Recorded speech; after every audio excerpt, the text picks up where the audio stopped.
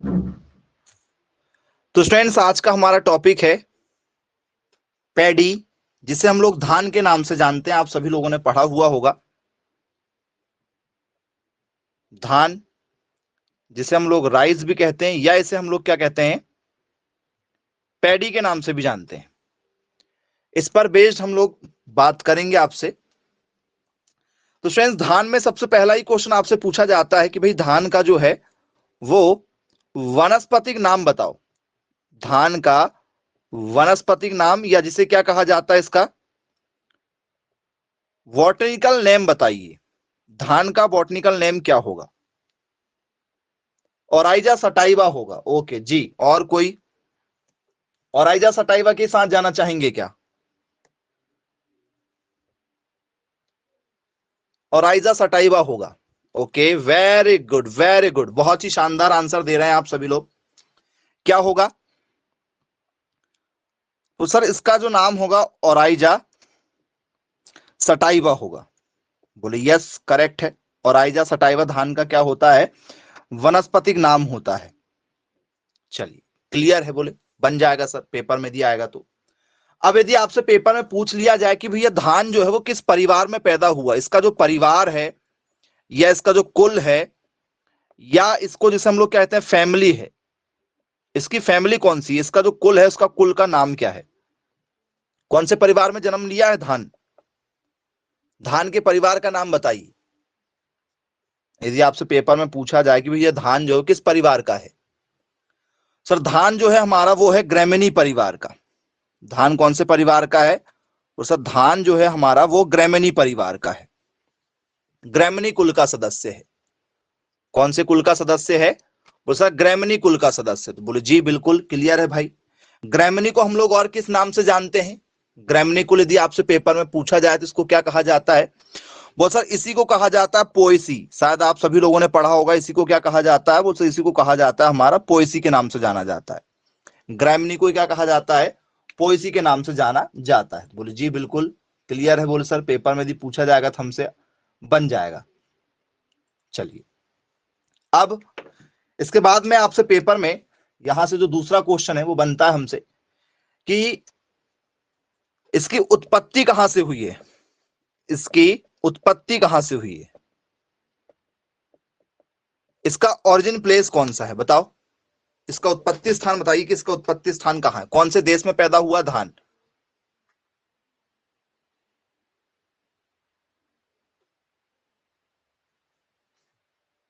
जी, धान किस देश में पैदा हुआ है भाई? उसका जन्म कौन से देश में हुआ है? साउथ एशिया में हुआ है जी। ओके, साउथ एशिया में हुआ है। बोले साउथ ईस्ट एशिया, बिल्कुल सही आंसर है। साउथ एशिया में हुआ है, साउथ ईस्ट एशिया में हुआ है। यदि हमें एक शब्द में लिखना है तो क्या लिख सकते हैं? वो सर इंडो म्यांमार भी लिख सकते हैं। क्या लिख सकते हैं हम लोग? इंडो वर्मा। आपने देखा होगा आपको इंडो वर्मा मिलता है, या तो आप लोगों को वर्मा, या आज का जो वर्मा की जगह क्या हो जाता है? म्यांमार हो जाता है। पहले पुराना नाम उसका क्या था? वर्मा था। आज का नया नाम क्या है इसका? म्यांमार है। म्यांमार का पुराना जो नाम है वो वर्मा है। जैसे इंडिया हिंदुस्तान है ना, इंडिया भी है हिंदुस्तान भी है, तो पहले वर्मा लिखते थे, आज के समय में म्यांमार लिखा जाता। तो इंडो वर्मा इसका क्या माना जाता है? उत्पत्ति स्थान। या तो इसी की जगह आप लोगों को, ठीक है, यदि एरिया वाइज दिया जाए तो आपको एरिया वाइज में साउथ ईस्ट एशिया मिल जाता है। क्या मिल जाता है? South east Asia. बोलिए सर, साउथ ईस्ट एशिया हमें देखने के लिए मिल जाता है, मतलब क्या मिलेगा यहां पर हमें? तो सर दक्षिण पूर्व, दक्षिण पूर्व एशिया, दक्षिण पूर्व एशिया के नाम से हमें यहां पर देखने के लिए मिल जाता है। तो बोले जी सर बिल्कुल ठीक है भाई, क्लियर है। पेपर में यदि पूछा जाएगा तो। अब यदि स्टूडेंट्स इसका गुणसूत्र यदि आपसे पेपर में पूछा जाए कि भैया धान का जो गुणसूत्र होता है वो कितना होता है, बताइए। धान का गुणसूत्र यदि आपसे पेपर में पूछा जाए तो क्या लिखेंगे आप धान के गुणसूत्र में? जी, धान का गुणसूत्र कितना होता है? जी, जिसे हम लोग बोलते हैं क्रोमोसोम नंबर, जिसे क्या कहा जाता है?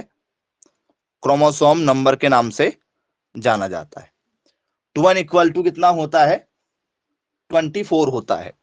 बोले जी सर बिल्कुल, 2n इक्वल टू क्या लिखा जाता है, 24 लिखा जाता है इसमें। चलिए, बोले जी बिल्कुल क्लियर है भाई, बनेगा। अब यदि स्टूडेंट्स आप लोगों ने धान को देखा होगा तो धान जो है हमारा पूरे भारत में और पूरे एशिया में सबसे ज्यादा खाए जाने वाले अनाज में पहले नंबर पर है। सबसे ज्यादा पूरे इंडिया के जो लोग हैं या पूरा जो एशिया है, एशिया मतलब हमारा पाकिस्तान, इंडिया, श्रीलंका, बांग्लादेश, चीन, एशिया वाले जितने भी देश हैं वो सबसे ज्यादा क्या खाते हैं सर? वो सबसे ज्यादा खाते हैं हमारे धान को। सबसे ज्यादा क्या खाते हैं वो? धान को खाते हैं, बोले मतलब चावल को खाते हैं। बोले यस सर बिल्कुल ठीक है। अब पेपर में यदि पूछ लिया जाए कि भैया जो धान होता है, धान का जो सीड होता है, धान का जो बीज होता है, ठीक है, धान का जो बीज होता है वो किस टाइप का होता है, क्या कहा जाता है उसको? उसमें भी बालियां निकलती है, आपने देखा होगा स्टूडेंट्स, धान में क्या निकलती हैं? बालियां निकलती हैं। तो बोले जी सर बिल्कुल देखा हमने, धान में क्या निकलती है? बालियां निकलती है। तो धान का जो बीज होगा, मतलब जो उसका जहां पर वो फल पकता है, तो उसे क्या कहा जाना चाहिए? आपने सभी ने देखा होगा जी। यदि आपने चावल देखा तो सर चावल कैसा होता? कुछ हमारा इस टाइप से चावल होता है और बीच में से क्या होता? हल्का सा ऐसे कटा हुआ होता। देखा चावल इस टाइप का होता है क्या चावल? बोले जी बिल्कुल सर।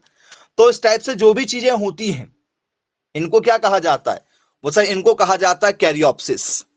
इस टाइप की जितनी भी चीजें होती हैं इन्हें क्या कहा जाता है? बीज को क्या कहा जाता है इसके? वो सर इसके बीज को कहा जाता है कैरियोप्सिस कहा जाता है। क्या कहेंगे इसको? कैरियो जी बिल्कुल क्लियर है भाई, कैरियोप्सिस कहेंगे। इसके जो बीज वाले भाग को क्या कहेंगे? कैरियोप्सिस कहेंगे। इसका पुष्प सूत्र, यदि आपको पुष्पक्रम यदि पेपर में पूछा जाए भी, इसका पुष्पक्रम जो होता है उसको क्या कहा जाता है?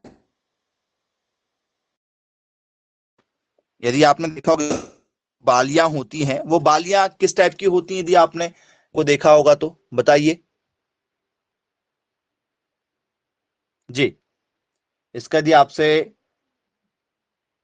पेपर में यदि पूछा जाए कि भी इसके इन्फ्लोरेसेंस को क्या कहते हैं, जी बताइए।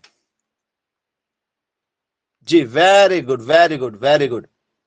चलिए, बहुत शानदार, पेनिकल के नाम से आप आंसर दे रहे हैं जी, पेनिकल के नाम से दे रहे हैं। ओके चलिए, पेनिकल कैसा होता है भाई उसको आपको दिखाना पड़ेगा, मैं आपको दिखा देता हूं बना के कि पेनिकल कैसा होता है। तो फ्रेंड्स, पेनिकल यदि आपसे जब भी पेपर में पूछा जाए तो जो फूल आपने देखा होगा, जब भी जैसे आम में मोर लगते हैं, आम के ऊपर क्या आते हैं? फूल आते हैं, या आपके गुलाब में भी फूल आते हैं, आपके गेंदे के में भी फूल आते हैं, आपके चमेली के पौधे में भी फूल आते हैं, आपके मक्के में भी फूल आते हैं। तो फूल तो कॉमनली आते ही हैं। बोले जी सर बिल्कुल ठीक है।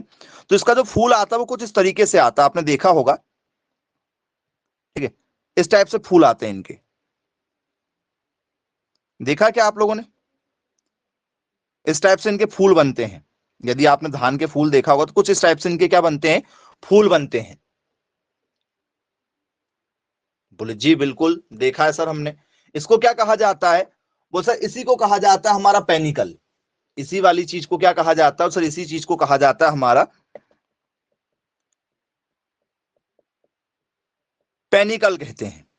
चलिए भाई, अच्छी बात है, क्लियर है, बन जाएगा। अब स्टूडेंट्स, इसके बाद में यदि आपसे पेपर में यदि पूछा जाए कि भाई बताइए इसका जो है वो टेस्ट वेट कितना होगा, टेस्ट वजन, चावल का टेस्ट वेट कितना होगा? जी, टेस्ट वेट पेपर में कई बार पूछे जाने वाले क्वेश्चनों में से एक क्वेश्चन, टेस्ट वेट कितना होगा बच्चों? यदि आपसे धान का टेस्ट वेट यदि पेपर में पूछा जाए तो क्या लिखकर आएंगे आप? क्या होना चाहिए इसका टेस्ट वेट?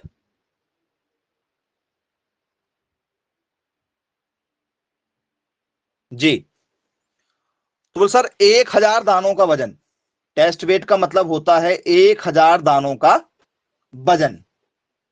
बोले जी सर कितना होता है भाई? तो सर ये होता है हमारा 25 ग्राम प्रति 1000 दाने। 1000 जो दाने होते हैं चावल के, आप 1000 चावल के दानों को क्या कर लो, निकाल कर रख लो, ठीक है, और उनको वेट करके देखो 25 ग्राम के आसपास में निकलेगा वो। बोले जी बिल्कुल सर, ठीक है भाई, क्लियर है। लेकिन जो बासमती चावल होता है, बासमती चावल जो होता है वो इससे हल्का होता है। सारे चावल देखोगे तो 25 ग्राम के आसपास में निकलेंगे लगभग लगभग, लेकिन बासमती चावल जो होता है वो 21 ग्राम ही निकलता है। 25 ग्राम में निकलकर बासमती चावल क्या निकलता है, 21 ग्राम। तो बासमती चावल जो है वो क्या होता है, हल्का सा, ठीक है, इसकी सभी की अपेक्षा हल्का होता है। बोले जी बिल्कुल क्लियर है भाई, बन जाएगा हमसे। धान का कटोरा किसे कहा जाता है, किस राज्य को धान का कटोरा कहा जाता है जी, किस राज्य को धान का कटोरा कहा जाता है, बताइए। धान का कटोरा किसे कहते हैं?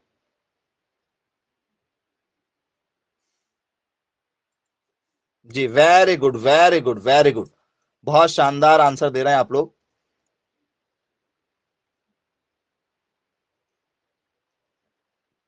धान का कटोरा राजस्थान को, आंध्र प्रदेश को, जी वेरी गुड। धान का कटोरा आप छत्तीसगढ़ को कहना चाह रहे हैं भाई, क्या छत्तीसगढ़ यहां पर करेक्ट आंसर होना चाहिए? सीजी को कहा जा रहा है, छत्तीसगढ़ को। चलो धान का कटोरा, चलिए भाई अच्छी बात है। यदि आपसे पेपर में पूछा जाए भैया राइस बाउल किसे कहा जाता है, राइस बाउल किसे कहा जाता है, धान का कटोरा किसे कहा जाता है, धान का कटोरा, धान का कटोरा किसे कहा जाता है सर? सीजी को कहा जाता है, छत्तीसगढ़ को कहा जाता है। किसको कहा जाता है वो सर? छत्तीसगढ़ को कहा जाता है। अब फ्रेंड्स, यदि आपको इसको पता हो कि भैया जो बाउल होता है, कटोरा होता है, तो कटोरे का मतलब क्या होता है सर? कटोरे का मतलब होता है कि कम जगह में ज्यादा। जैसे मान चलो मैं आपको बोलूं भाई कटोरी, सर कटोरी ऐसी होती है, और कटोरा जो है वो सर इतना ही लंबा होगा, लेकिन वो क्या होता है, कटोरा थोड़ा सा क्या होता है, गहरा होता है। तो उसमें क्या जाता है, ज्यादा चावल आ जाता है। मतलब कम जगह में ज्यादा उत्पादन के लिए कौन जाना जाता है सर? कम जगह में ज्यादा उत्पादन के लिए हमारा, ठीक है, छत्तीसगढ़ जाना जाता है।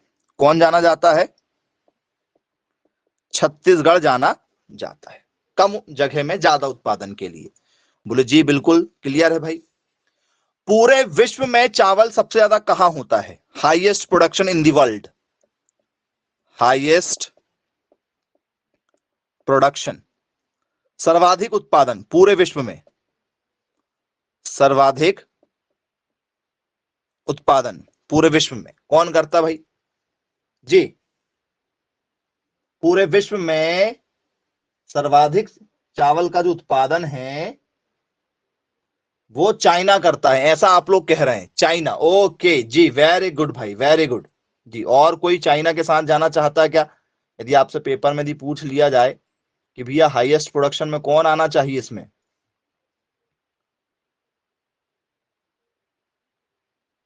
जी चीन। चलो भैया चीन लगा देते हैं, हमसे आगे चीन गेहूं में भी है और चावल में भी है। चीन जो है वो हमसे गेहूं चावल दोनों में आ गए अभी फिलहाल। चलो चीन के बाद में सेकंड नंबर पर कौन है? सेकंड नंबर पर कौन है? हम कौन से नंबर पर हैं भाई? चावल उत्पादन में हम तो पहले नहीं है। हम कौन से नंबर में हैं? तो सर हम दूसरे नंबर में हैं। हम कौन से नंबर में? चावल में। बोल सर हम इंडिया वाले दूसरे नंबर पर, भारत दूसरे नंबर पर आता है। चलो इंडिया में पहले नंबर पर कौन है? इंडिया में पहले नंबर पर कौन है बताइए? चावल उत्पादन करने में इंडिया में वो पहला राज्य कौन सा है? Largest producer of rice in India, सबसे ज्यादा कौन करता है सर? इंडिया में सबसे ज्यादा चावल का उत्पादन करने वाला है वेस्ट बंगाल। कौन करता है? वेस्ट बंगाल करता है, पश्चिम बंगाल करता है। कौन करता है? पश्चिम बंगाल जो है वो सर सर्वाधिक उत्पादन करता है चावल का। चलिए भाई अच्छी बात है, बन जाएगा यदि पेपर में पूछा जाएगा तो। चलिए अब यदि स्टूडेंट्स इसके बाद में अगला क्वेश्चन यदि आपसे पेपर में पूछ लिया जाए कि भाई बताइए, ठीक है, चावल को रबी की फसल कहते हैं कि खरीफ की फसल कहते हैं कि जायद की फसल कहते हैं? पुराने समय से जो चला आ रहा है उस पैटर्न में, हालांकि 12 से 12 महीने चावल लगाया जाता है। चावल जो है वो 12 से 12 महीने लगाया जाता है, ठीक है। मतलब आपको पूरे 12 मंथ चावल लगते हुए नजर आ जाता है, मतलब हमेशा खेतों में आपको दिखाई देगा चावल। बोल सर ये खरीफ की फसल है, कौन सी फसल है? मेनली बोले किसकी है? खरीफ क्रॉप्स है। कौन सी फसल है? खरीफ फसल है। बोले जी बिल्कुल खरीफ की फसल है। चलिए अब स्टूडेंट्स आपने नाम सुना होगा इसमें, एक आता है स्टूडेंट्स अस, एक आता है अस, एक आता है अमन और एक आता है बोरो। ये वैरायटी आती है चावल की, अस अमन और बोरो। शायद नाम सुना होगा आप लोगों ने। क्या नाम है इनका? इसका नाम है अस, इसका नाम है हमारा अमन और इसका नाम है हमारा बोरो। ये कब लगाए जाते हैं? अस अमन और बोरो कब लगाए जाते हैं? चलिए जरा उसको देखते हैं। तो ये लगाए जाते हैं स्टूडेंट्स अप्रैल में, अप्रैल मई के समय में लगाए जाते हैं। अप्रैल मई के समय में लगाए जाते हैं। अमन कब लगाया जाता है? अमन जून जुलाई में। बोरो,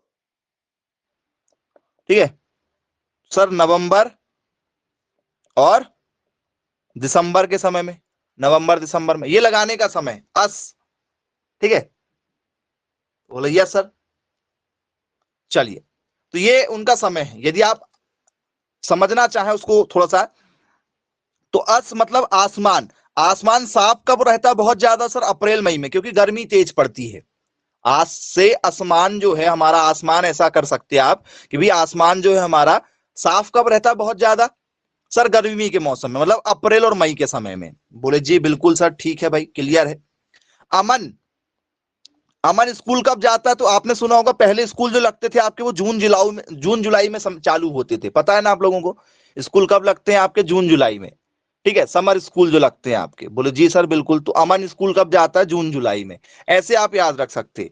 बोरो, ठीक है। तो आपको स्टूडेंट्स पता है भाई ठंड लगती है, तो ठंड का जो मौसम है बोरो से संबंधित होता है, तो वो क्या हो जाता है आपका? नवंबर दिसंबर में।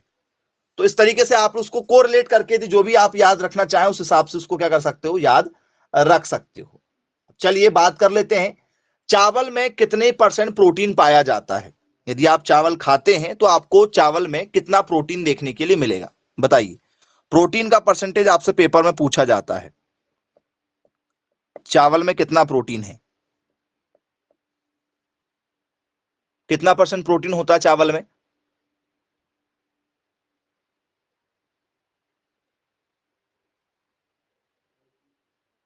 चावल में जो प्रोटीन होता है वो लगभग 7% होता है। चावल में जो प्रोटीन होता है वो लगभग क्या होता है? 7% होता है। चलिए फैट, फैट कितना होता है भाई चावल में? बसा, बसा कितना परसेंटेज होता है चावल के अंदर? जी सर, चावल में जो बसा होता है वो लगभग लगभग 2.5 के आसपास में होता है, 2.5 के आसपास में होता है। बोले जी बिल्कुल सर, ठीक है। चावल में कार्बोहाइड्रेट्स कितना परसेंट होता है? चावल में कार्बोहाइड्रेट्स यदि आपसे पेपर में पूछा जाए, चावल में कार्बोहाइड्रेट्स कितना परसेंट होता है? जी सर, लगभग लगभग बोले देखा जाए तो 77% के आसपास में। कितना परसेंट के आसपास में? 77% के आसपास में होता है। तो बोले जी बिल्कुल क्लियर है भाई, ठीक है। अब यदि स्टूडेंट्स पेपर में यदि आपसे पूछ लिया जाए इंडिया की पहले म्यूटेंट वैरायटी कौन सी है? First mutant variety in India. Question भी बना के दे दे रहे हैं आप लोगों को, ठीक है जी। पहला क्वेश्चन है आप लोगों के लिए, इसी में जो पूछा गया था, what is the first mutant variety paddy of paddy? जी, ये म्यूटेंट वैरायटी क्या होती भाई? पेपर में यदि आपसे पूछ लिया जाए म्यूटेंट वैरायटी का मतलब क्या होता है, कौन सी वैरायटी होती? संकर किस्म है, बॉनी किस्म है, होता क्या है म्यूटेंट का मतलब? जी बताइएगा, सोच के बताइए जरा, कहीं ना कहीं सुना होगा आपने ये वाला नाम म्यूटेंट। जी क्या होता है म्यूटेंट वैरायटी का मतलब? जी सोचिए जरा, नहीं मालूम म्यूटेंट वैरायटी? चलिए बताते हैं। धान की पहली धान की पहली उत्परिवर्ती उत्परिवर्ती किस्म है। धान की पहली उत्परिवर्ती किस्म है, वो धान की पहली उत्परिवर्ती किस्म कौन सी होगी बताइए स्टूडेंट्स। यदि आपसे पूछ लिया जाए कि भैया ये म्यूटेंट वैरायटियां जो होती हैं ये क्या होती हैं, तो बोले सर वो उसे कहा जाता है हमारा, ठीक है, उत्परिवर्ती। बताएंगे कि उत्परिवर्ती क्या होती है, म्यूटेंट का मतलब भी आपको बताएंगे। थोड़ा सा आप जरा आंसर बताना चाहें तो बिल्कुल ट्राई कर सकते हैं, आपको यदि पता हो तो उत्परिवर्ती भी समझा देंगे आपको क्या होता है। जिसे हम लोग कह सकते हैं, आपको यदि समझना है तो उत्परिवर्ती किस्म का मतलब होता है स्टूडेंट्स पौधों की एक नई किस्म। ठीक है, पौधों की क्या होती है? एक नई किस्म होती है जिसे हम लोग बनाते हैं, ट्रांसपोजेबल होती है, इसे बनाया जाता है। ठीक है, तो क्या होगा भाई, पहली किस्म कौन सी बनी थी इसकी? तो नाम सुना है आपने, जगन्नाथ चावल की एक वैरायटी है जिसका नाम क्या है? जगन्नाथ। शायद सुना होगा। इसका करेक्ट आंसर क्या है? करेक्ट आंसर इसका जगन्नाथ। जगन्नाथ नाम की जो वैरायटी स्टूडेंट्स, ये आपकी पहली कौन सी वैरायटी है? म्यूटेंट वैरायटी है। पहली वैरायटी जो है वो म्यूटेंट है। वैरायटियां तो बहुत सारी चावल की यदि आप मार्केट में ढूंढने निकल जाओगे तो 50 से ज्यादा किस्में हैं, और हमें एक भी नहीं पढ़ना है, मतलब किस्में हमें याद नहीं करना है, जो हमारे काम की किस्में हैं। जैसे जगन्नाथ, जगन्नाथ से क्वेश्चन क्या बनेगा कि ये म्यूटेंट वैरायटी है, इसलिए इसको पढ़ना है। नहीं तो आपको किस्म नहीं पढ़ना है, क्योंकि एक नंबर के लिए, एक क्वेश्चन के लिए आपको ये वैरायटी पढ़ने के लिए एक फसल की 50 किस्में हैं, या मान चलो 20 ही है, 10 ही है, कितनी सारी फसलें हैं सबकी। यदि आप 10-10 वैरायटी भी याद करोगे तो आप पूरे साल भर सिर्फ किस्में ही बस पढ़ पाओगे, और कुछ नहीं हो पाएगा आपसे, और वो भी गलत हो जाएगा पेपर में, धोखे से कोई दूसरी पूछ ली जाए तो आपको स्वयं का विवेक लगाना कि हाँ ये हो सकती है, ये नहीं हो सकती है, उस हिसाब से आपको सोचना है। बाकी ये वाली याद रखना है, इस टाइप की तो सारी याद रखना है कि भैया म्यूटेंट वाली कौन सी है, नॉर्मल वाली कौन सी है। चलिए आगे जाते हैं। अगला क्वेश्चन स्टूडेंट्स हमारा, गोल्डन राइस देखा है सभी ने, सुना है गोल्डन राइस? एक बार पेपर में कहीं आपने सुना जरूर होगा, कहीं ना कहीं नाम है उसका गोल्डन राइस। कई बार आप लोगों को एडवर्टाइज में भी सुनने के लिए मिल जाता है कि भैया क्या करें, गोल्डन राइस खाएं, सुनहरी धान। ठीक है, सुनहरी धान में क्या होता है या क्या पाया जाता है? सुनहरी धान में क्या पाया जाता है? तो शायद सुनहरी धान कैसी होती है? सोने की जैसी होती है। सोने के जैसी मतलब गाजर के जैसे। भाई धान जो होगी, वो धान का कलर क्या होता है? गाजर के जैसे होता है। बोले जी सर बिल्कुल गाजर के जैसे होता है, हल्का हल्का सा, वो आपके येलो वाले जो गाजर आते हैं। बोले जी बिल्कुल सर वैसे ही होता है, हल्का सा येलो उसमें जो होते हैं। तो किस कारण से होता है भाई? सर पीला पीला सा, जैसे आपकी गेहूं जो है सूखने के बाद में हो जाती है। आपकी गेहूं भी तो सूखने के बाद में हो जाती है, बताओ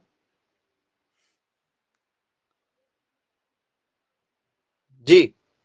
क्या पाया जाता होगा? चलो दूध का पीलापन बता दो, दूध का पीलापन बताओ, दूध का पीलापन किस कारण से होता है? कैरोटीन के कारण से होता है। जी इसमें भी वही आंसर आएगा। गोल्डन राइस जो है स्टूडेंट्स, उसमें क्या पाया जाता है? उसमें पाया जाता है बीटा कैरोटीन पाया जाता है, और ये दूध का पीलापन का भी जिम्मेदार है, कैरोटीन। दूध के पीलेपन का भी जिम्मेदार यही है। तो बोले जी सर बिल्कुल ठीक है भाई, क्लियर है, बोले बन जाएगा पेपर में यदि पूछा जाएगा तो। अब यदि स्टूडेंट्स आपसे, ठीक है, पेपर में यदि क्वेश्चन पूछा जाए कि भाई बताइए, ठीक है,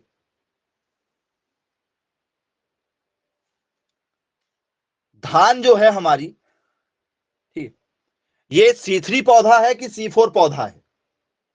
धान जो है हमारी C3 पौधा है कि C4 पौधा है, बताओ।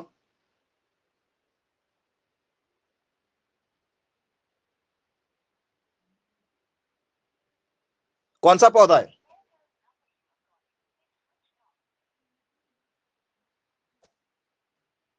C3 पौधा है। ओके,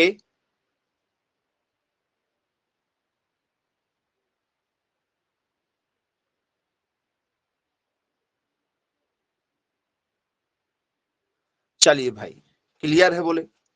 जिन पौधों की हाइट छोटी होती है उन्हें C3 पौधा कहा जाता है। जिन पौधों की हाइट इंसानों से छोटी होती है उन्हें C3 पौधा कहा जाता है, और जिनकी ऊंचाई इंसानों की ऊंचाई से ज्यादा मिल जाए उनको C4 कह देना। तो ये C3 पौधा है। यदि आपसे पेपर में यदि पूछा जाए तो क्या लिखोगे इसको? C3 पौधा के नाम से लिखेंगे। बोले जी बिल्कुल क्लियर है भाई, पेपर में यदि पूछा जाएगा तो आसानी से बन जाएगा। चलिए, अब फ्रेंड्स, धान में जो प्रोटीन पाया जाता है उसका नाम क्या है? जो धान में जो प्रोटीन पाया जाता है उसका कुछ ना कुछ तो नाम जरूर होगा।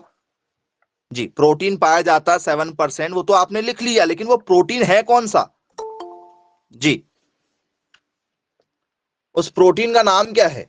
यदि आपसे पेपर में पूछा जाए 7% प्रोटीन पाया जाता है धान में, और उस प्रोटीन का नाम क्या है?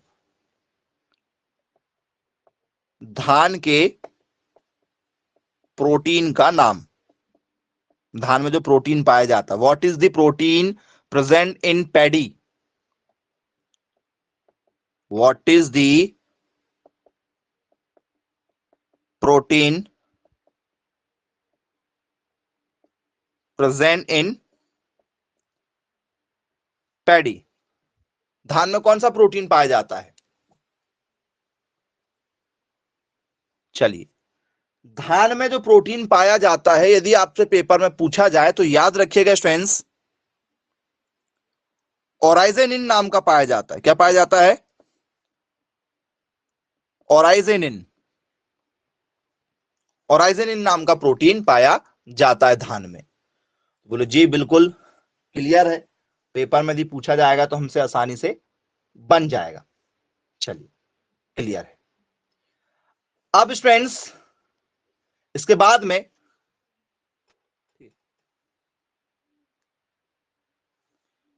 एक इतना इंपॉर्टेंट क्वेश्चन है जो लगातार पूछा गया है। स्टूडेंट्स, आपने देखा होगा धान को डायरेक्ट खेत में नहीं लगाता कोई। धान की पहले क्या करते हैं, जैसे धान के लिए आपका ये खेत है, इतना बड़ा खेत है, तो आप लोग क्या करते हो, किसी खेत के कोई छोटे से हिस्से में क्या करते हो, जैसे मान चलो ये खेत है, इसके एक छोटे से हिस्से में क्या करते हो, धान के छोटे छोटे छोटे छोटे आप रोपे तैयार कर लेते, धान के रोप तैयार करते हो ना, छोटे छोटे पौधे तैयार। बोले जी सर बिल्कुल करते हैं, उसे हम लोग नर्सरी कहते हैं। आप लोग क्या कहते हो उसको? वो सर उसे हम लोग कहते हैं नर्सरी। सुना है क्या नाम नर्सरी? बोले यस सर, छोटे छोटे पौधे तैयार करते हैं, और छोटे छोटे पौधे तैयार करते हैं इसलिए नर्सरी, आप घूमने भी जाते हो तो वो नर्सरी इसलिए कहा जाता है उसको क्योंकि वहां पर पौधे तैयार होते हैं। बोले जी सर, तो ये धान के पौधे तैयार करने की जो हमने विधि सीखे हैं ये कौन से देश से लेकर आए हैं? धान को लगाने के लिए जो नर्सरी विधि हमने सीखे हैं ये कहां से सीखा है हमने, बताओ जी।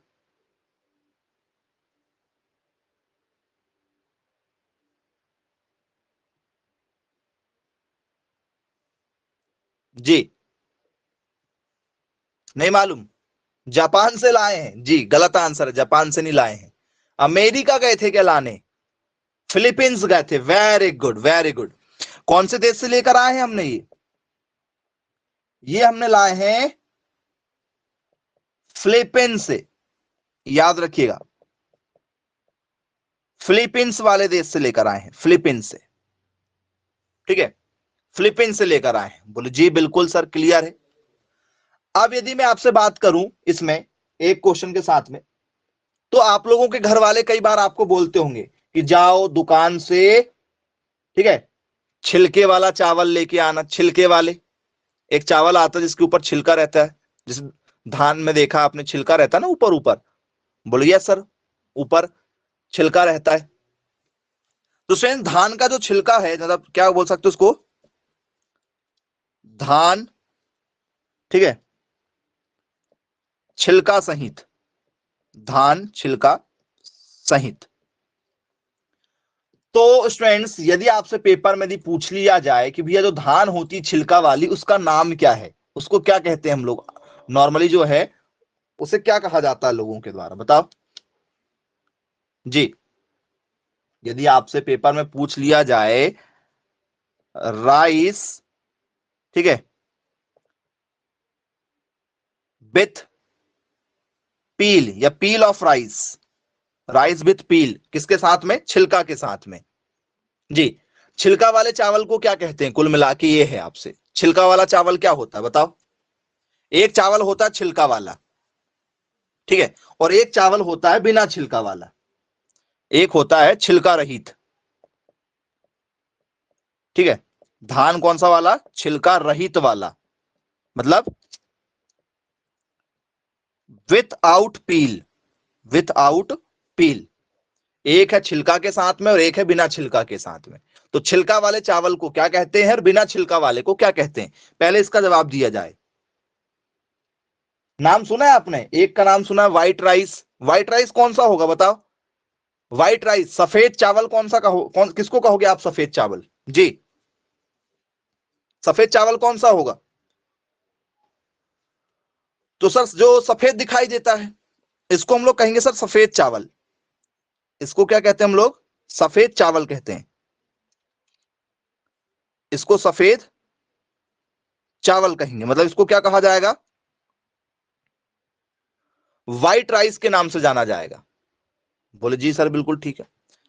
और जो छिलका होगा तो छिलका सूखने के बाद में आपने देखा कैसा हो जाता है, भूरा भूरा सा हो जाता है, तो इसको क्या कहा जाता है सर, इसको कहा जाता है ब्राउन राइस, ब्राउन राइस कहा जाता है। आया, क्या कहा जाता है इसको सर, इसको कहा जाता है ब्राउन राइस, ठीक है, ब्राउन राइस। बोले जी सर बिल्कुल ठीक है, भूरा चावल। तो कुछ लोग कहते हैं हम लोग ब्राउन राइस खाते हैं, सुना होगा आपने, थोड़े से जो बड़े स्टेटस दिखाने वाले लोग रहते हैं, जो अपना स्टेटस मेंटेन करते हैं, वो कहते हैं हम लोग ब्राउन राइस खाते हैं, ठीक है। और नॉर्मल जो लोग रहते हैं वो कहते हैं हम तो भाई चावल ही खाते हैं, वो तो उनको भी ये भी नहीं पता होता कि उसको व्हाइट ही चावल कहेंगे, हालांकि वो व्हाइट ही होता है जो नॉर्मल आप खरीदते हैं, लेकिन एक जो होता है वो ब्राउन राइस होता है छिलका सहित वाला। याद रखिएगा, ये भी थोड़े से टाइप में है जिन पर पेपर में क्वेश्चन पूछे जा चुके हैं आप लोगों से। बोले जी बिल्कुल क्लियर है। तो फ्रेंड्स इसके बाद में आपसे पेपर में क्वेश्चन पूछा जाता है, नेक्स्ट क्वेश्चन पर यदि हम चर्चा करें, ठीक है जी। चावल जो है स्टूडेंट्स आप लोगों का वो स्वपरागित है कि परपरागित है, चावल जो है आपका वो स्वपरागित है या परपरागित है जी, सेल्फ पॉलिनेटेड है या क्रॉस पॉलिनेटेड है। एक टॉपिक जो है आप लोगों का वो किसमें आ जाता है, बायोलॉजी का टॉपिक लग जाता है यहां पर थोड़ा सा, जिसे कहा जाता है स्वपरागन या परपरागन का टॉपिक। कैसा है ये आपका, स्वपरागित होगी या ये आपकी परपरागित होगी या परपरागन, स्वपरागन वर्सेस परपरागन, इसे कहा जाता है हमारा सेल्फ पॉलिनेशन, इसे हमारा कहा जाता है cross pollination. Self pollination versus cross pollination कौन सा होना चाहिए, सेल्फ मतलब जो अपना भोजन स्वयं बनाते हैं उसे कहा जाता है क्या सेल्फ पॉलिनेशन, या जो पौधे जिसमें नर और मादा दोनों होते हैं जो अपना भोजन स्वयं बनाते हैं उसे कहते हैं, या जो ठीक है जिसके अंदर क्या मिले आपको, नर और मादा दोनों मिल जाए, नर भी फूल मिले और मादा भी फूल मिले। सेल्फ पॉलिनेशन कब होगा, सेल्फ पॉलिनेशन तब होगा कि भैया एक फूल ये है, ये कोई आपका मान चलो ये फूल हो गया, ठीक है, और इसी फूल में, ठीक है, इसी फूल में नर भी होगा और मादा भी होगा, नर और मादा दोनों होंगे। और एक फूल जो होगा जिसमें केवल क्या होगा, क्या होगा मान के चलो, बोले सर उसमें क्या होगा, सिर्फ पुंकेसर होंगे, मतलब उसमें क्या होगा, ये कुल मिला के नर होगा एक, और एक कुल मिला के क्या होगा आप लोगों का कहीं साथ में मादा होगा, नर और मादा अलग अलग होंगे। तो नर पुष्प पर कोई मधुमक्खी बैठेगी, फिर वो उड़ के आएगी, फिर यहां पर कहीं बैठेगी, तब जाके वो क्या होगा, फूल से क्या करेगा, फल बनाएगा, नहीं तो फल नहीं बन पाएंगे। तो मतलब मधुमक्खियों के द्वारा या हवा के द्वारा, या हमने सुना है भाई किसके द्वारा, ठीक है, किसी भंवरे के द्वारा, या किसी कीटों के द्वारा। तो एक होता है क्रॉस पॉलिनेशन, जिसमें क्या होते हैं, नर और मादा अलग अलग होते हैं, और एक होता है सेल्फ पॉलिनेशन, जिसमें नर और मादा दोनों होते हैं। तो चावल कैसा है, सेल्फ पॉलिनेशन है या क्रॉस पॉलिनेटेड है, बताओ क्या लगना चाहिए आप लोगों के हिसाब से आंसर। जी, किस आंसर के साथ जाना पसंद करेंगे आप?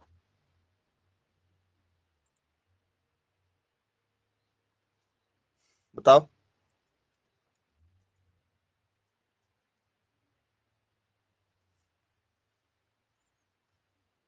ए नंबर के साथ जाना चाहेंगे। जी वेरी गुड, चावल जो है आपका वो क्या है, स्वपरागित है।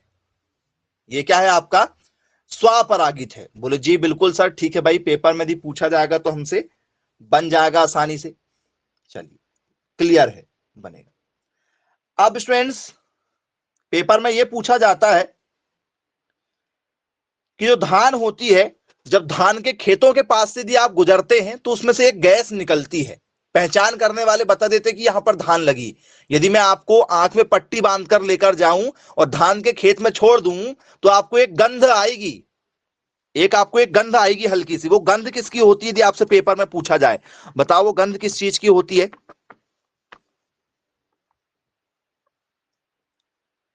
अमोनिया की गंध निकलती है। अरे वाह, वेरी गुड, वेरी गुड। खेत में यदि अमोनिया नहीं भी निकलेगा तो अपन अमोनिया निकालेंगे। ठीक है, वेरी गुड बेटा, बहुत शानदार। ठीक है, हम उसमें से अमोनिया निकाल के दिखाएंगे सर। जी, धान के खेत से कौन सी गैस निकलती है? तो भैया धान के खेत से जो गैस निकलती है, धान के खेत में कौन सी गैस पाई जाती है? बोलो sir methane gas. Methane gas present in paddy field areas. Methane gas होती है। कौन सी गैस पाई जाती है भैया? Methane gas. फॉर्मूला आपको पता है सबको, CH4 होता है। धान के खेत में कौन सी गैस होती है? बोल सर मीथेन गैस होती है। बोले जी बिल्कुल सर, ठीक है भाई, क्लियर है, बन जाएगा, पेपर में भी पूछा जाएगा तो। अब स्टूडेंट्स, इसके बाद में आपसे जो क्वेश्चन पूछा जाता है पेपर में, उससे पर चर्चा कर लेते हैं। एक होता है स्टूडेंट्स इसमें, जो नाम सभी ने सुना होगा, काफी इंपॉर्टेंट नाम है, डेपोक या डेपोग कहते हैं। डेपोग या डेपोग के नाम से लिखते हैं जी। एक डेपोग जो मेथड बहुत फेमस मेथड है, ये एग्रीकल्चर में धान के लिए यूज की जाती है। क्या होता है स्टूडेंट्स डेपोग मेथड? यदि आपको पता हो तो आप बताना चाहें तो बिल्कुल बता सकते हैं, क्या होता है डेपोग में? जी, बोल सर ये फिलीपींस के द्वारा निकली है। किसके द्वारा निकली बच्चों? बोल सर हमने पढ़ा हुआ है, ये किसके द्वारा निकाली गई है? ठीक है, फिलीपींस के द्वारा निकाली गई है। फिलीपींस के द्वारा। कौन से देश ने निकाला इसको? ठीक है, फिलीपींस ने निकाला है। चलिए, फिलीपींस, फिलीपींस, फिलीपींस ने निकाला है जी। क्या कहा फिलीपींस ने इसमें? वो सर इस विधि में मिट्टी की आवश्यकता नहीं होती है। जो हम नर्सरी तैयार करते हैं, आजकल आपने देखा होगा कि फसलों को उगाने के लिए मिट्टी की आवश्यकता नहीं है। यदि आपने एग्रीकल्चर के स्टूडेंट हैं तो आप लोग कई बार सर्च करते होंगे, तो कई बार आपने देखा होगा आजकल जो खेती की जा रही, जैसे खेती हमारी इजराइल में होती है, ठीक है, तो बिना मिट्टी की खेती करते हैं वो लोग, केमिकल युक्त। केमिकल क्या करते हैं? ठीक है, केमिकल में डाल देते हैं बीजों को, और उससे क्या करते हैं, वो बीज को से क्या कर लेते हैं, पौधे तैयार कर लेते हैं, नर्सरी। तो नर्सरी वो लोग क्या करते हैं, हम लोग मिट्टी में उगाते हैं। तो भैया मिट्टी में जितने पोषक तत्व पाए जाते हैं और जिस अनुपात में पाए जाते हैं, वो उस अनुपात में केमिकल तैयार कर लेते हैं और उस केमिकल में बीज को डाल देते हैं। तो बीज भैया, बीज को क्या चाहिए, पोषक तत्व। तो वो सारे पोषक तत्व जो मिट्टी के अंदर में होते हैं, वो सारे के सारे एक समान अनुपात में और बहुत ही अच्छे अनुपात में आपको देखने को मिलते हैं। तो बहुत जल्दी ग्रोथ कर लेते हैं वो केमिकल में। तो यदि आपसे पेपर में यदि पूछा जाए स्टूडेंट्स, तो क्या लिखेंगे आप आंसर बताइए? पेपर में यदि आपसे आंसर आज भी डेपोक विधि क्या है? सर डेपोक विधि फिलीपीन से ली गई है। ये किस पर बेस्ड है? वो सर ये बेस्ड है हमारी किस पर? नर्सरी पर बेस्ड है। किस पर बेस्ड है? नर्सरी पर बेस्ड है। तो डेपोक विधि में कितने दिनों में पौधे तैयार हो जाते हैं? नर्सरी के पौधे डेपोक विधि में कितने दिनों में तैयार हो जाते हैं? 10 से 12 दिन में। गलत आंसर है भाई, 10 से 12 दिन में तैयार नहीं होते जी।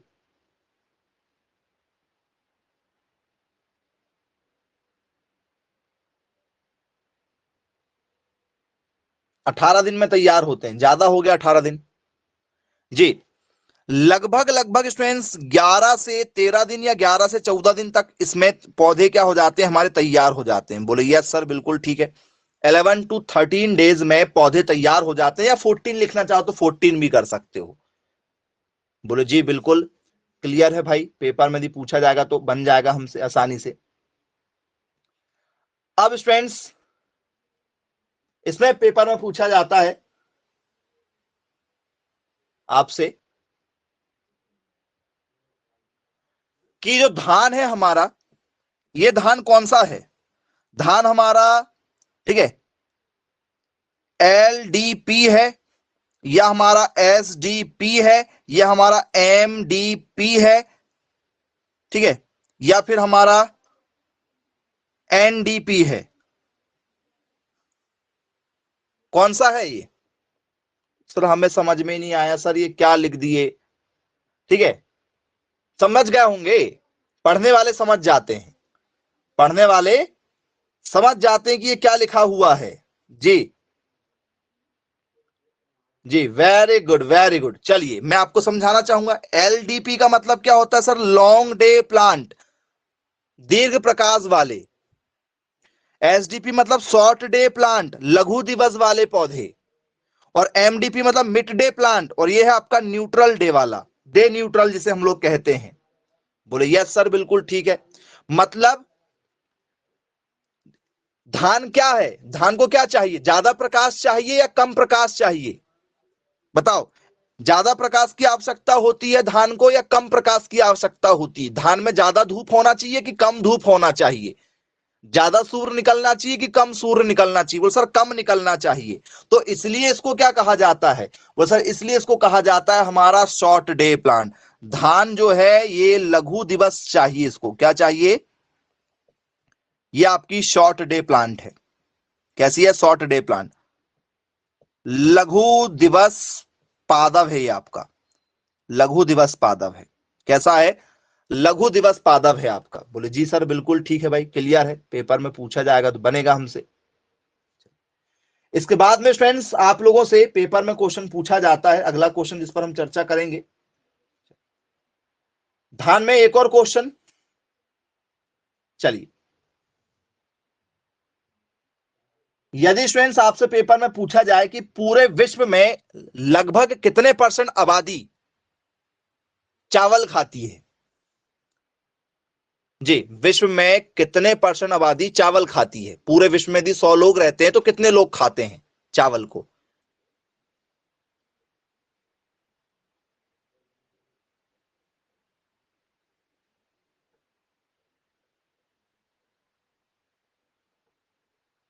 60% आबादी खाती। वेरी गुड वेरी गुड, बहुत शानदार आंसर दिया गया। पूरे विश्व की 60% आबादी जो है वो चावल खाती है। मतलब यदि आप विश्व में कहीं भी पहुंच जाओ आपको चावल मिल ही जाएगा खाने के लिए। मतलब विश्व में आप कहीं ना कहीं पहुंचे जाओ चावल मिल जाएगा। गेहूं बहुत कम मिलती है। यदि आप फॉरेन कभी घूमने जाएं, भविष्य में, अभी तक हो सकता है कोई ना गया हो, लेकिन जब भी आप जाएं ठीक है तो आपको चावल मिल जाएगा। ठीक है, गेहूं की रोटियां मिलना बहुत मुश्किल है। ठीक है, चलिए, बोलिए सर बिल्कुल ठीक है भाई, क्लियर है। अब स्टूडेंट्स ठीक है, आपसे धान में एक बहुत ही बेसिक सा क्वेश्चन जो पूछा जाता है। ठीक है, आप लोगों ने स्टूडेंट्स नाम सुना होगा। ठीक है, आपने नाम सुना है स्टूडेंट्स क्या? ठीक है, कि भाई जो धान होता है, ठीक है, धान में एक क्वेश्चन बनता है हमारा। ठीक है, किसका? एक नाम बनता है आपका इंडिका। शायद सुना होगा आप लोगों ने नाम। धान में एक इनाम बनता है इंडिका। एक नाम बन एक नाम किसका बनता है आपका? इंडिका का। एक नाम बनता है आपका किसका? जैपोनिका का, जबानिका का। जवानिका। ये सब क्या है स्टूडेंट्स बताइए, क्या है ये सब की सब? बोल सर ये सब की सब जो है ये धान की वेराइटियां हैं। बोले यस सर। इंडिया में उगाए जाने वाली का नाम क्या है? इंडिया में उगाए जाने वाली का, जो भारत में उगाई जाती है, उसका नाम क्या है? वो सर उसका नाम है इंडिका। इंडिया में उगाए जाने वाली धान का नाम क्या रखा गया है? वो सर उसका नाम रखा गया है इंडिका। बोले यस बिल्कुल ठीक है। जैपोनिका का मतलब क्या होगा? कहां उगाई जाती है भाई जैपोनिका? जैपोनिका कहां उगाई जाती होगी? जापान में उगाई जाती, नाम में ही छुपा है ना, नाम में ही छुपा है। कहां उगाई जाती होगी सर? जापान में। जैपोनिका जो है वो कहां उगाई जाती है? जापान में उगाई जाती है। बोले जी बिल्कुल सर ठीक है। अब ये जवानिका जो है ये कहां उगाई जाती है बताओ? जवानिका जो है कौन से देश में उगाई जाती होगी? धान की ये किस्म जो है, वैरायटी जो है, जी बताना चाहेंगे आप? बोले यस बिल्कुल, इंडोनेशिया में। कहां पर? इंडोनेशिया में। ये आपने कई बार पहले भी पढ़ चुका है। बोले यस सर बिल्कुल पढ़ा हमने, इंडोनेशिया। चलिए क्लियर है। अब मैं आपसे पेपर में एक क्वेश्चन रखूं कि भैया जो धान है, धान के लिए कौन सी मिट्टी अच्छी मानी जाती है? धान के लिए सबसे अच्छी कौन सी मिट्टी मानी जाती बताओ?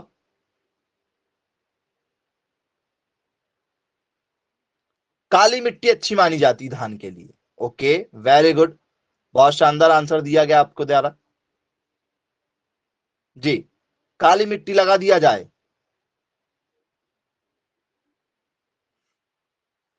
चलिए बोले यस सर, काली मिट्टी, ठीक है, मतलब ब्लैक सॉइल। काली मिट्टी में धान जो है बोले सर सबसे अच्छी होती है। काली मिट्टी में धान क्या होती है? सबसे अच्छी होती। चलिए क्लियर है भाई, अच्छी बात है। अब यदि मैं आपसे बात करूं कि भैया जिस जगह आप धान को लगा रहे हैं उस धान की लगाने वाली जगह का पीएच मान कितना होना चाहिए? पीएच मान, पीएच मान यदि आपसे पेपर में पूछा जाए भी उसकी पीएच वैल्यू कितनी होना चाहिए, क्योंकि यदि मान के चलो पीएच वैल्यू यदि कम हो गई, जैसे नींबू, नींबू खट्टा है उसका पीएच मान कम है, जो चीज कड़वी होती है उसका पीएच मान ज्यादा होता है। तो ना तो खट्टा होना चाहिए ना तो कड़वा होना चाहिए, मतलब ना तो अम्लीय होना चाहिए ना तो क्षारीय होना चाहिए, ना तो एसिडिक होना चाहिए ना तो बेसिक होना चाहिए। पीएच मान 0 से लेकर कहां तक होता है? 14 तक होता है। जैसे आपके पास में स्केल है ना, तो स्केल में जैसे गिनतियां लिखी रहती है 1 2 3 4 5 6 7 ऐसा, तो वैसे 14 तक का होता है पीएच मान। पीएच मान स्कूल में आपने देखा होगा, सभी स्कूल में पीएच मान रहता है एक, नहीं तो लिटमस पेपर देखा होगा आप लोगों ने, लाल लिटमस पेपर को नीला कर देता है, नीले लिटमस पेपर को लाल कर देता है, सुना होगा आप लोगों ने। सुना है क्या? अनिल, अनिल मतलब अम्ल, नीले को लाल कर देता है। बोले यस सर सुना है हमने, अम्लीय क्षारीय का गुण पढ़ा हुआ है, एसिडिक बेसिक वाला। बोले बिल्कुल पढ़ा है। तो स्टूडेंट्स इसका जो पीएच मान होता है वो लगभग लगभग कितना होना चाहिए? 4 to 6 के आसपास में होना चाहिए। पीएच वैल्यू कितनी होना चाहिए? 4 to 6 के आसपास में होना चाहिए, ठीक है, ना तो ज्यादा अम्लीय और ना तो ज्यादा क्षारीय के पास, मतलब 4 से 6 के बीच में होना चाहिए। और जितनी भी फसलें हैं मैक्सिमम फसलें इसी पीएच मान पर होती हैं। जितनी भी फसलें होती हैं वो लगभग 4 से लेकर 6 और ज्यादा ही हुआ तो 7, ठीक है, मतलब इससे कम यदि आप बोलो भाई 3 से कम कोई फसल नहीं होगी। आपकी जमीन का यदि आप पीएच मान 3 कर लो, उस जमीन में आप कुछ भी लगा दो कभी नहीं उगने वाला। और यदि आपकी जमीन में आप 10 से ऊपर कुछ लगा दो तो भी आपकी जमीन में कुछ नहीं होने वाला है। और यदि आप 4 से 5, 3 से 4 के बीच में लगाओगे तो थोड़ा थोड़ा हो सकता है, 7 से यदि ऊपर में लगाओगे थोड़ा थोड़ा हो सकता है, और यदि आप 3 से ऊपर और 7 के अंदर में यदि आप लगाते हो तो जो आप लगाओगे उसका प्रोडक्शन आपको ज्यादा मिलेगा, मतलब आपकी मिट्टी अच्छी है। हम लोग कई बार सुनते हैं ना, अरे ठीक है मेरे साथ वाले के खेत में ज्यादा प्रोडक्शन हो गया, मेरे खेत में कम प्रोडक्शन हुआ, तो आपके वैरायटी सेम थी, दोनों ने बराबर नाइट्रोजन डाला, बराबर फास्फोरस डाला, बराबर पोटास डाला, सारी केमिकल भी छिड़काव किए, लेकिन कम क्यों हुआ प्रोडक्शन? बोल सर मिट्टी का हमने सॉइल टेस्ट नहीं करवा पाए। सुना होगा आप लोगों ने कि फसल लगाने से पहले लैब ले जाकर, ठीक है, कृषि वैज्ञानिकों को दिखाकर आपकी मिट्टी का क्या किया जाता है, परीक्षण किया जाता है, सॉइल टेस्टिंग की जाती है, मृदा चेक होता है कि आपकी मिट्टी का पीएच मान कितना है, आपकी मिट्टी में नाइट्रोजन का परसेंटेज कितना है, आपकी मिट्टी में फास्फोरस कितना परसेंटेज है। तो आपके जो भी पोषक तत्व है ना, 17 पोषक तत्व आपने पढ़ा होगा, पढ़ा है क्या? 17 पोषक तत्व जो है आपके 17, ठीक है, जो आपके एसेंशियल एलिमेंट्स हैं, प्राथमिक पोषक तत्व, द्वितीय पोषक तत्व, प्राइमरी, सेकेंडरी, वो सब आप लोगों को क्यों पढ़ाए जाते हैं कि आप भविष्य में कल को जाकर कृषि वैज्ञानिक यदि बने तो आपको क्या करना पड़ेगा, सॉइल टेस्ट, ठीक है, आपको करना पड़ेगा। तो ये सॉइल टेस्टिंग आप करें, ठीक है, तभी कोई भी फसल आप लगाएं। तो याद रखिएगा धान का जो पीएच मान होता है वो 4 से 6 के बीच में होता है। तो चलिए ठीक है स्टूडेंट्स, आज की क्लास को यहीं समाप्त करते हैं। Bye bye, take care.